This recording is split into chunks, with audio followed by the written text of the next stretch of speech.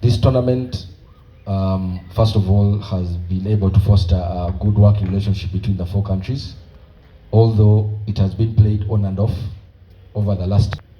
We are hoping that we'll be hosting our brothers from Kenya and our brothers from Zambia.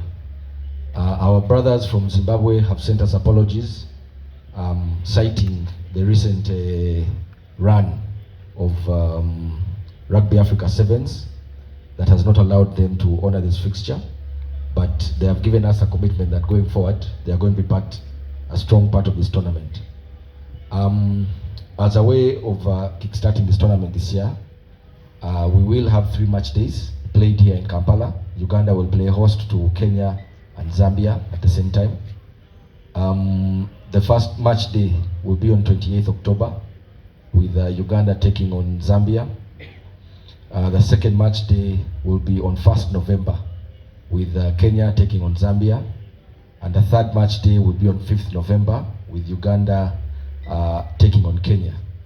Match day 3, as you can obviously tell, on 5th November will also double as the first leg of the Elgon Cup between Uganda and Kenya. As soon as we finish with the games in Kampala, the 2 countries will travel back to their respective homes. Then Uganda will travel to Kenya to play the return leg of the Elgon Cup in Kisumu on 11th November.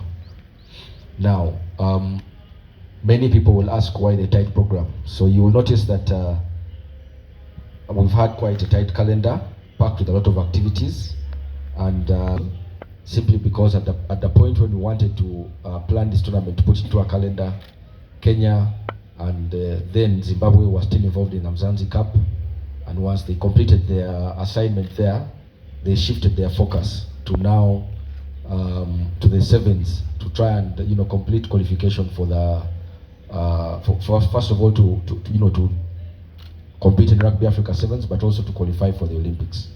Now with that tournament out of the way, we were able to now secure time in this calendar.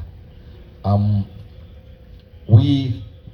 we came up with the resumption of this tournament or revival of this tournament, our plan has been that we need to host both men and women's teams for 15s for this tournament going forward. For this year, due to unavoidable circumstances, and these circumstances involve the teams we are going to play away, so Kenya women are unable to make this tour because they have a commitment to play in the World XV3 tournament that happens on the same dates, but they cannot come to Kampala. But what they have committed is they will play a 1-leg Elgon Cup with Uganda women in Kisumu when we play Kenya men on 11th. Zambia's women's team has not been in training, so they are unable to make the fixture. And I already explained Zimbabwe not being here. Our dream is going forward, this tournament is going to feature both our men and women's teams, and we will also find an angle to include our age grade teams, looking at our under 20 teams to be part of this tournament. For this year on resumption, we have had support from Rugby Africa, who have encouraged us all the way to revive this tournament, and as well as World Rugby. World Rugby, working with us, have identified an opportunity for the countries that are competing at Tier 2 like Uganda and the rest to build competition and improve their ranking by playing continuous competitive tests amongst themselves. And the Victoria Cup, I think, will be an angle for us to get more tests, but also improve our world ranking. In not so many words, I want to give a chance to first and foremost our chairman of our local organizing committee for international events, Mr. Fudribo. Then I'll give a chance to Mr. Chiza to also say a word or two on behalf of our partners, and then we can take questions and reactions. Good morning, everyone. Thank you, Mr. CEO, and welcome everyone who is here today. This year we welcome back the International 15s tournament to Uganda, and we're glad that we're able to host 3 match days in Uganda. One of the most important things is, as we try and expand growth of rugby, of course, there's infrastructure as well. We've selected 2 venues to host these 3 match days. So Kings Park will host 2 match days. That's match day 1 between Uganda and Zambia, and the last match day, which is Kenya and Uganda. So we're hoping that us playing our home games at Kings Park will bring us a lot more luck, and we can hope that we can grow this further.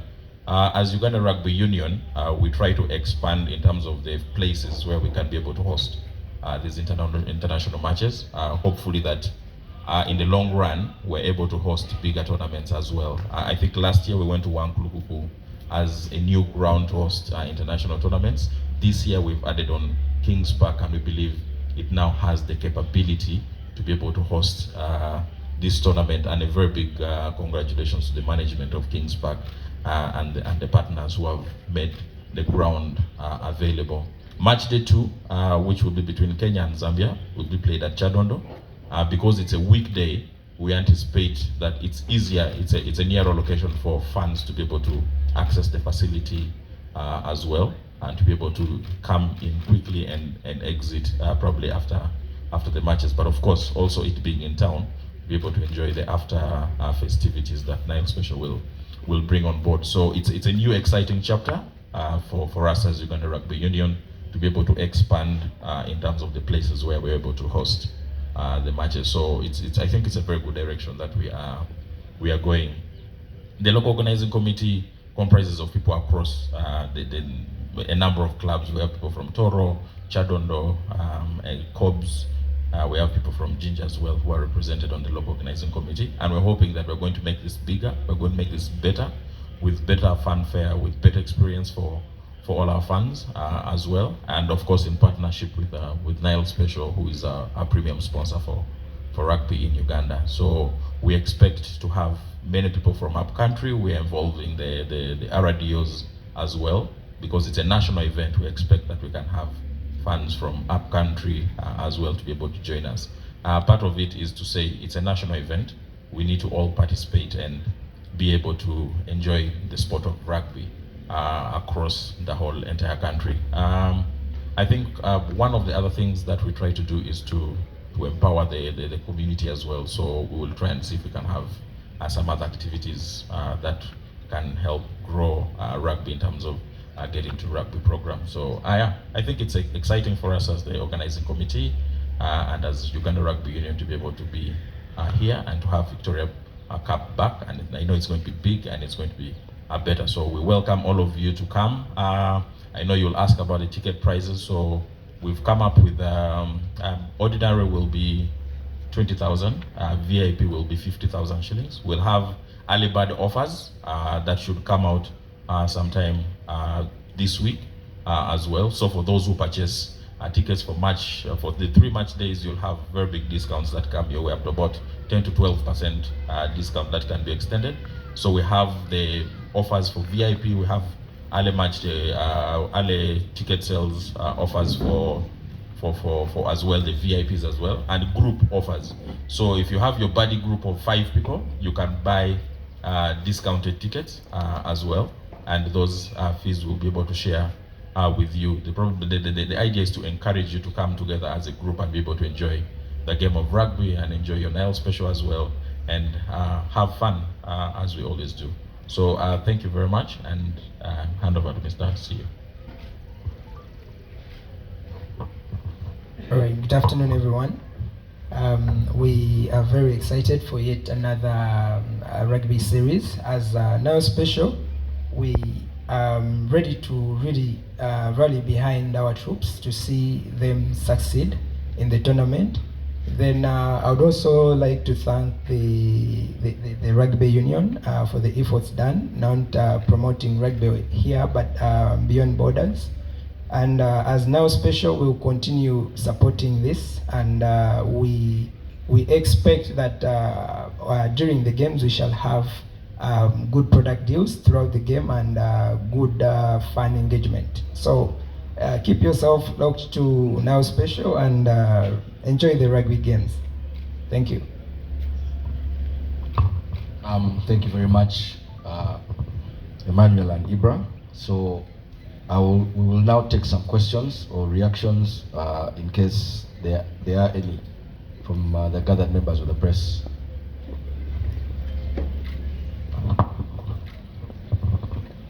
Really seen or heard of an official sermon of the players and the training and everything. Because does that mean we don't really take the tournament that serious? Thank you, Deus. So the team has already been in training for I think about 4 weeks now.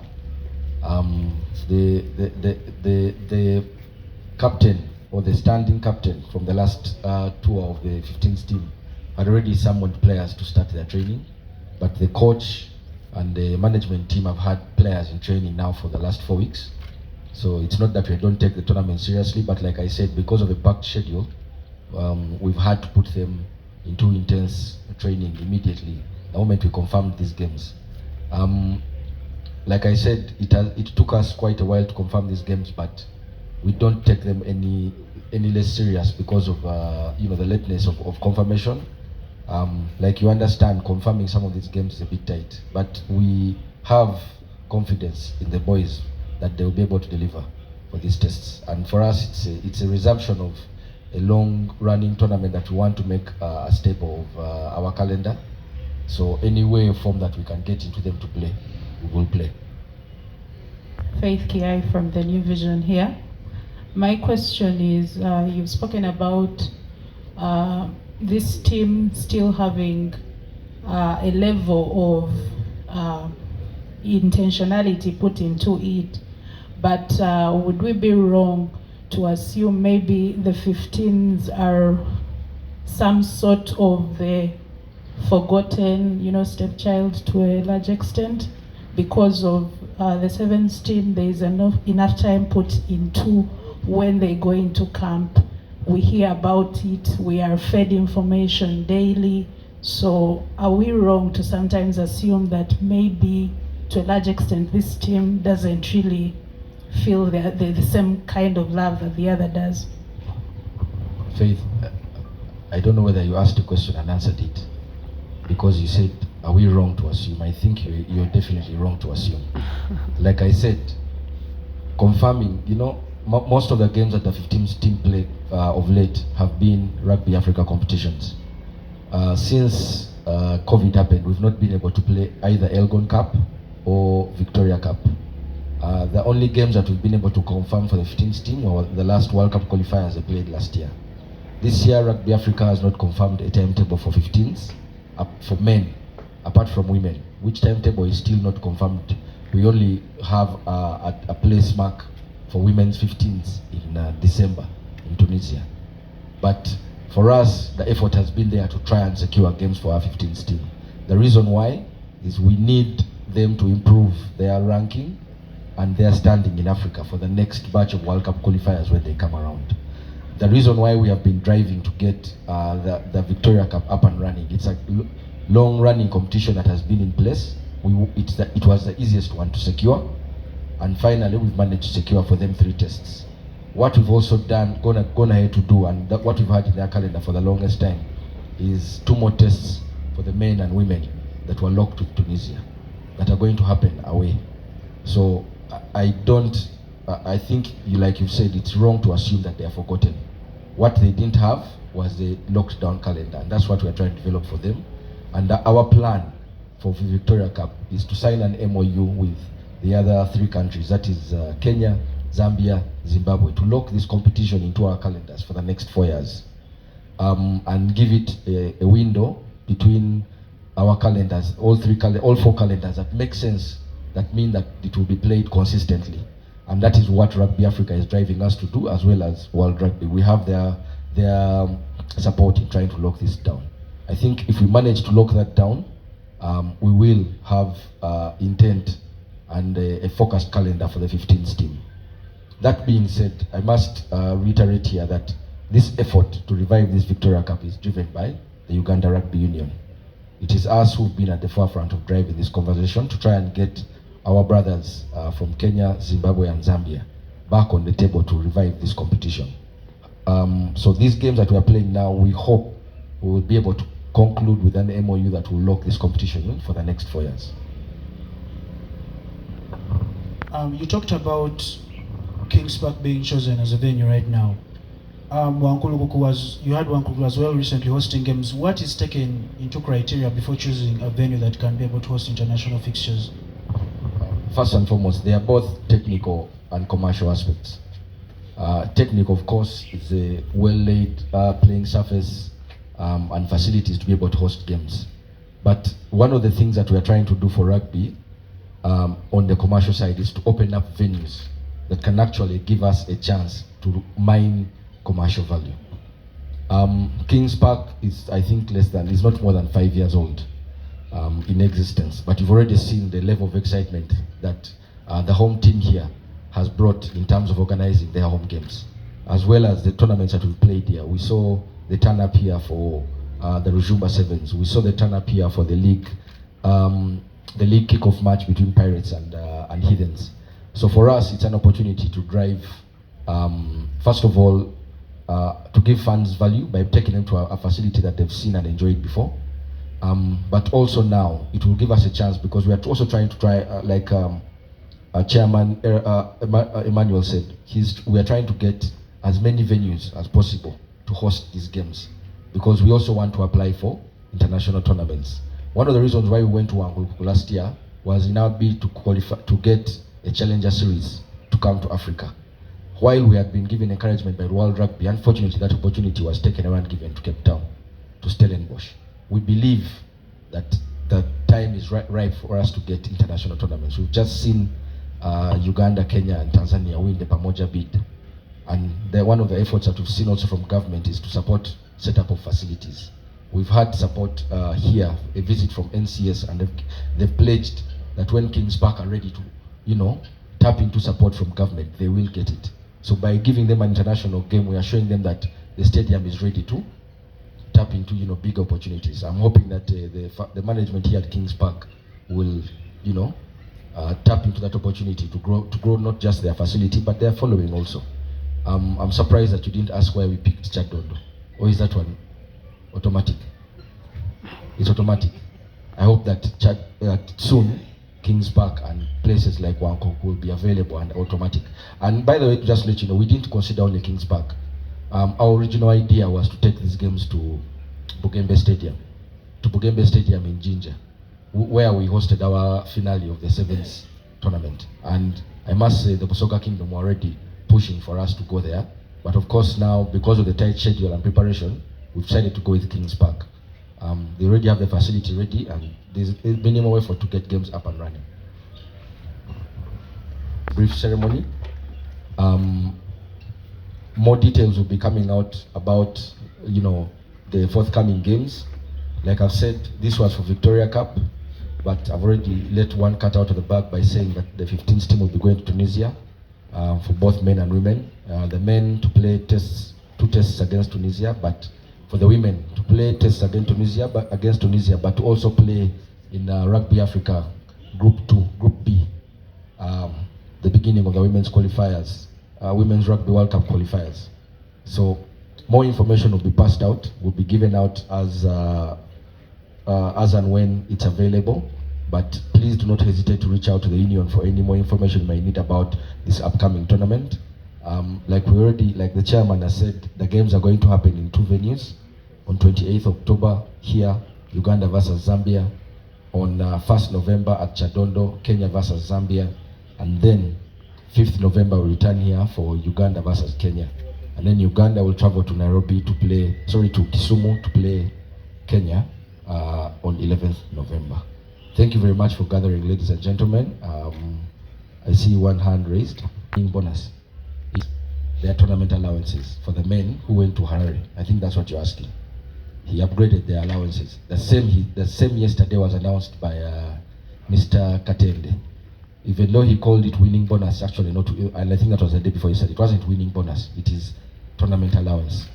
The 15th team also do have tournament allowances that will come to them, and they actually earn their allowances already, but they do have tournament allowances that come to them in competition.